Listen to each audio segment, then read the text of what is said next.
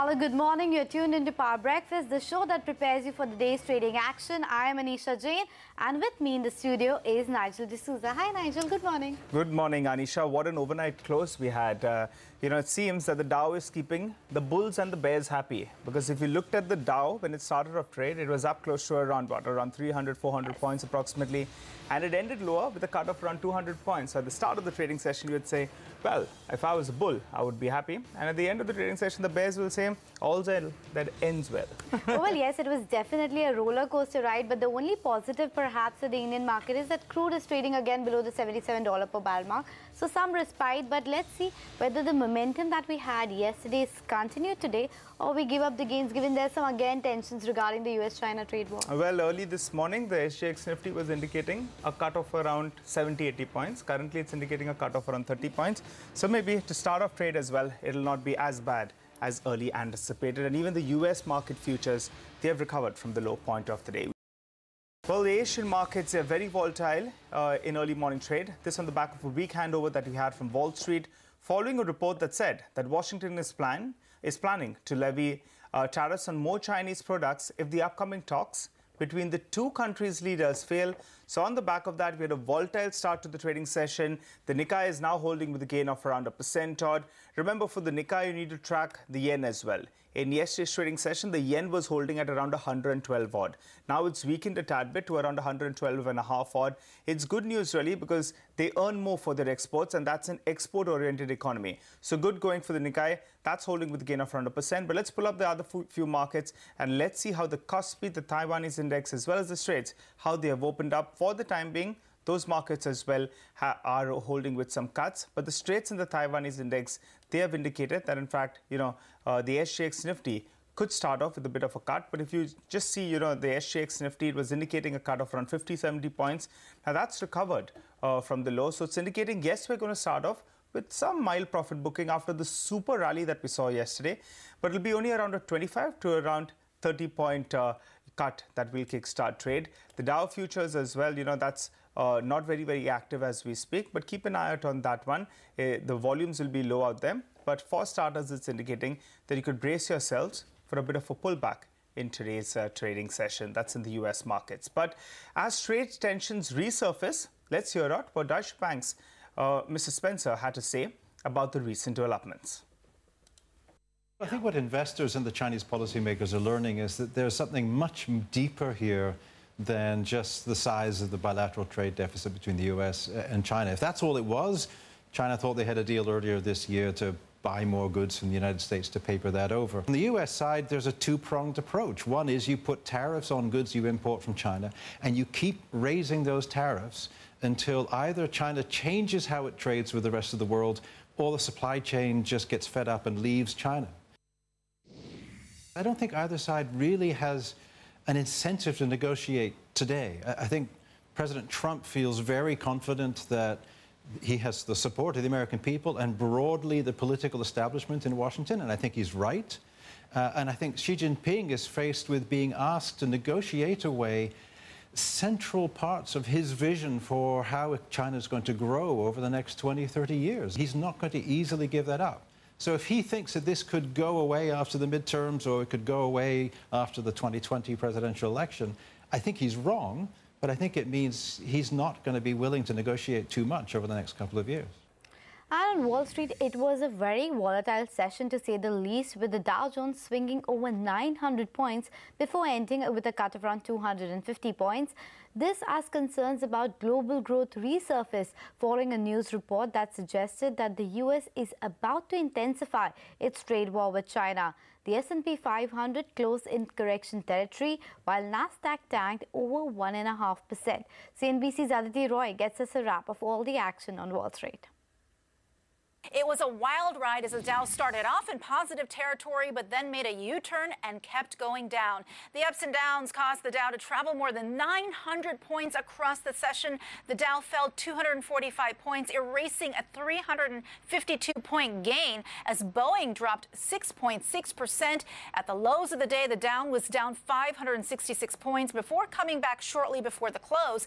The 30 stock index also briefly dipped into correction territory. Traders blaming the possibility of more U.S.-China tariffs coupled with a drop in tech shares for the decline. The report all about possible tariffs alleges that the U.S. is preparing new tariffs against all remaining Chinese imports if talks between Presidents Trump and Xi fail. The new round of tariffs could occur as early as December, amounting to roughly $257 billion worth of imports. Asked for clarification on the new tariffs, Press Secretary Sarah Sanders said in a conference on Monday afternoon that she's not going to get ahead of the president's meeting, and I hope it goes well. In tech, Amazon and Netflix rolled over throughout the day, capping the stock market's gains. The stocks were down 6.3% and 5% respectively. These losses offset strong gains from bank shares. JP Morgan Chase and Wells Fargo both climbing more than 1%, while Goldman Sachs gained 1%. The tech wreck also came after news of the UK targeting tech companies with a proposed digital services tax. The 2% tax would hit search engines, social media companies, and online marketplaces, putting Facebook, Google, and Amazon under pressure.